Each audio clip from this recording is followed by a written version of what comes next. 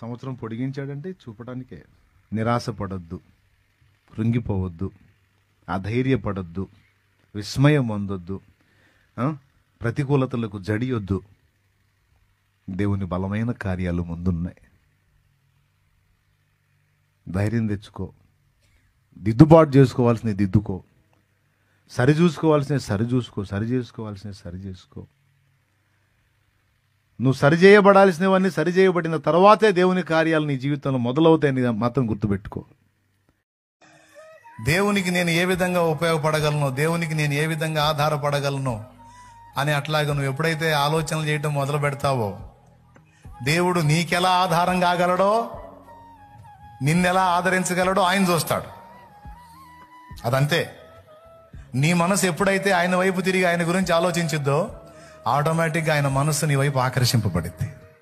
ఆయన నీ గురించి ఆలోచించటం మొదలు పెడతాడు. నీకేది తక్కువ కాదు, నీకు ఆయన సమకూరుస్తాడు. నేను చెప్తున్నాగా, చివరి మాట, మోషే 80 ఏళ్ల తర్వాత వాడకానికి మోషేని పసిబిడ్డ దగ్గర నుంచే ప్రొటెక్ట్ చేసుకుంటా వచ్చినట్టు, ఏ ఘట్టానికి ఏం కావాలో అంత డ్రైవ్ చేసుకున్నాడు దేవుడే. అట్లాగా నీకు నాకు కూడా ఏ ఘట్టానికి ఏది అందాలో, ఏ టయానికి ఏది మన చేతికి చిక్కాలో, ఎక్కడ మన లైఫ్ ఏ టర్న్ తిరగాలో మొత్తం ఆయన. దేవుడు ఒక వ్యక్తిని మన్నించాలనుకున్నప్పుడు, ఒక వ్యక్తిని తన కొరకు వాడుకోవాలనుకున్నప్పుడు, దేవుడు ఆ వ్యక్తిని మనుషుల మధ్యలోనికి పోనిపడు.